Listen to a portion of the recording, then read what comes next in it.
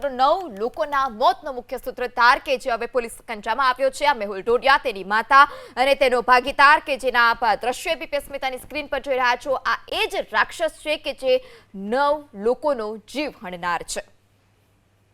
ત્યાં જો એક મેહુલ ડોડિયા કરીને એક વ્યક્તિ છે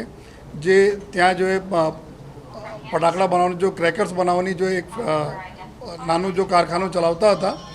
અને પછી જો એના મધર હતી જો રમીલાબેન કરીને, રમીલાબેન ડોડિયા, આ જો રમીલાબેન ત્યાં સંચાલન કરતી હતી જો અને એના એક પાર્ટનર છે સાદિક સૈયદ, આ 3 લોકોના આ ભાગીદારીમાં ચાલતા હતા જો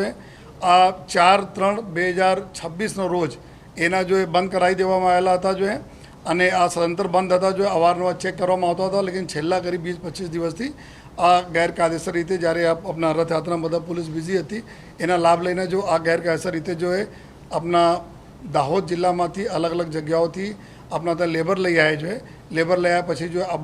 એના બનાવતા હતા અને બનાવવાના જો પર્પઝ હતા કે આવનાર જો શ્રી ગણેશ ભગવાનના જ્યારે વિસર્જનના પ્રક્રિયા થવાની છે ત્યારે એના દારૂખાનામાં એના જો અમુક જગ્યાઓથી ઓર્ડર મળેલા હતા જો આ ઓર્ડર પ્રમાણે આ લોકો જો ત્યાં બનાવતા હતા અને એનામાં આ બ્લાસ્ટ થયા। અત્યારે એવું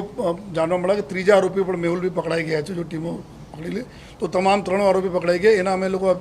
પૂછપરછ એના પછી જો અમે સમય મર્યાદામાં કોર્ટ સમય મર્યાદામાં કોર્ટમાં લઈ જઈને એના રિમાન્ડ અને બીજા જો જેટલા બી લોકો છે કે જેટલા ફાઇનાન્સર છે, જમીન માલિક છે, આ લોકોની ઇન્વોલ્વમેન્ટ છે કે નહીં અને એના મુકાદમ કોણ હતા જો લઈ આવ્યા ત્યાંથી આ બધાને અમે પૂછપરછ કરવા માટે એના રિમાન્ડના પ્રક્રિયા કરવામાં આવશે।